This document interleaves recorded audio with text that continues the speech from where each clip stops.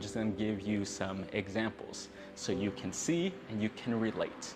Again, take this same person and put them in 3 different scenarios and have them repeat this over and over and over again and see how this habit then influences how this person sees the world and how they act in the world. So I'm going to provide you with 3 examples. Same person, but 3 different habits, and we'll see how it then influences the rest of his life. The first person is really this person just like everyone else. He goes to sleep, he wakes up, and upon waking up, he's just kind of groggy. He takes his time, he rolls around in the bed, checks the phone a little bit, and then when he lays there enough time, then it's time to get up. So he'll slowly make his way to the bathroom, brush his teeth, wash his face, and just takes his time. After he is done, then he'll come back to the bedroom. Then he starts to fix his room. He starts to make his bed. He takes that time, and then he leaves the door. Scenario number 1. Scenario number 2. This person goes to sleep like the first person. Upon waking up, this person immediately, hearing the alarm clock, wakes up. He makes his bed very nicely, organizes everything, and then goes to use the bathroom, brushes his teeth, combs his hair, and then he's out the door. That's scenario number 2. Scenario number 3. This person goes to sleep. Upon waking up, then he just takes his time. When it's time to get up, then he, like everyone else, goes to use the bathroom, brushes his teeth, and then unlike all the other scenarios, he then does not come back to the bedroom and he just leaves. He's out the door and you never see him again. Again, these 3 gentlemen, same person, 3 different habits, 3 different lifestyle, and then it has an effect. Because again, we do this over and over, and 30% of our life is spent in the bedroom. So it will have an effect on our habits. So the next question is that what does it reveal? What does all this have to do with your habits, your behavior? And the actions that we do just has consequences. They're not good, they're not bad, but just consequences. It has an effect. And for the first person who wakes up, they take their time, they go to the bathroom, then they eventually, after some time, then they come back and eventually gets around to making their bed, and then they're out the door.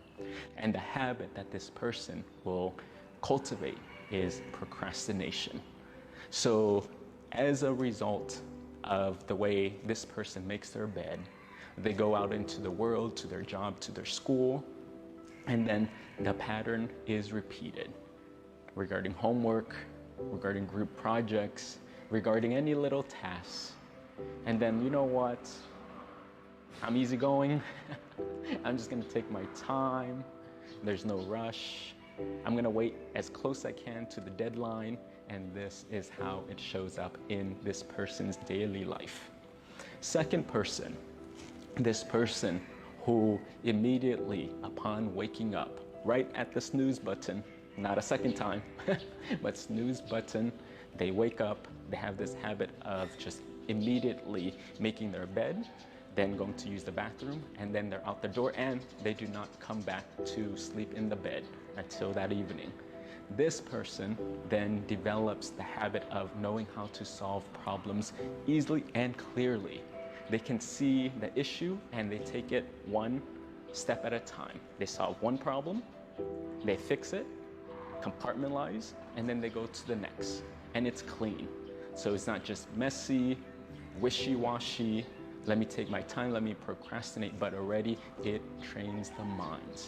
And the mind says, oh, no, let me finish this task. Task 1, okay, let me do my best. And I'm gonna complete this assignment. Then go on to task 2. Okay, once task 2 is done, I'll go on to task 3 because the mind is already structured and trained that way.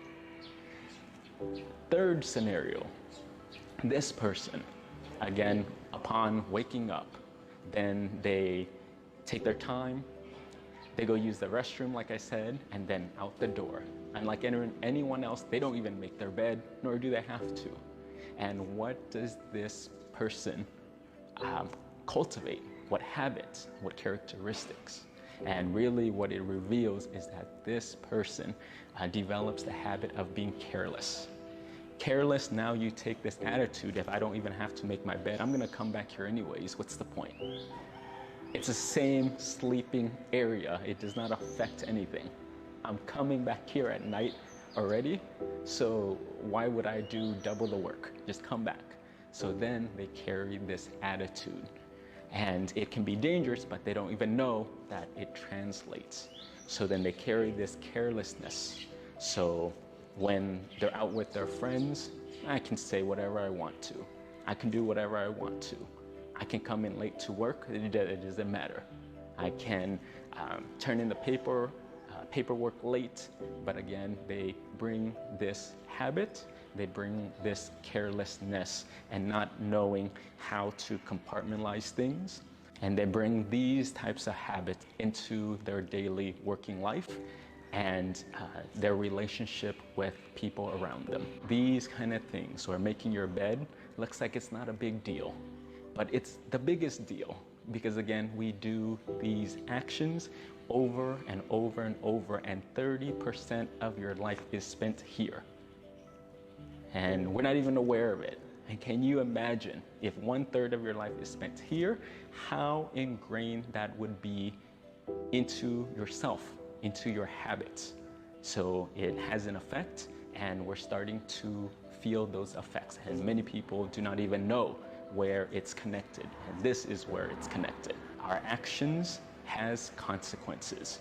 Again, no judgment on your lifestyle, not good or not bad. You can figure that out. But really is these things that we do or do not do, they then influence our habits, which gets trickled down into our daily life and our interactions. And if you want to change and improve because you know that what we do affects our habits, then great, take this advice. And if you don't, that's okay too. If you feel like there's no need to change, I can do what I want, making my bed is not important to me, and I'll just carry on with my day, not a problem. But with that, I would just say, be careful. When people practice these habits for a very long time, it affects their life. They come and they want to do something about it, and then they get surprised and not sure of how come I have bad habits? How come I do these maladaptive behaviors and I don't know how I got there? Why are my personal relationships, interpersonal relationships suffering? I'm not sure why. Yeah, it's because of this. And people struggle to connect the dot of where did it come from? Was I born like this? Is someone trying to punish me? But we get into this cycle. But it's really everything that is going on has been bleeding through. And it started, one way that it started is through